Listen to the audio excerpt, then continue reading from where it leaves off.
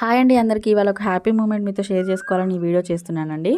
అదేంటంటే ఇవాళ టిఫిన్‌లోకి మా డ్యాడీ కిచిడి, చింతపండు రసం అయితే మా కోసం ప్రిపేర్ చేశాడు.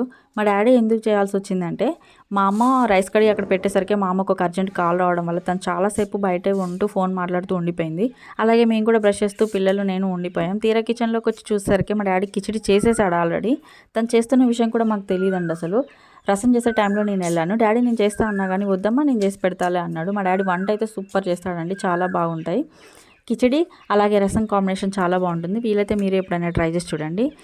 ఇలాంటి టైంలో ఎవరైనా ఇలా అర్థం చేసుకొని చేస్తారో లేదో నాకైతే తెలియదు, కానీ మా డాడీ అయితే మా కోసం అన్ని రకాలుగా అన్ని విషయాలలో అర్థం చేసుకుంటాడండి.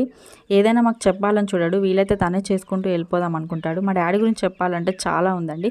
ఇలాంటి భర్త దొరకడం మా అమ్మ అదృష్టమని, ఇలాంటి తండ్రి దొరకడం మా అదృష్టమని మేము ఎప్పుడూ అనుకుంటూ ఉంటాము. నిజమో కాదో మీరే చెప్పండి. మా వీడియో మీకు నచ్చినట్లయితే ప్లీజ్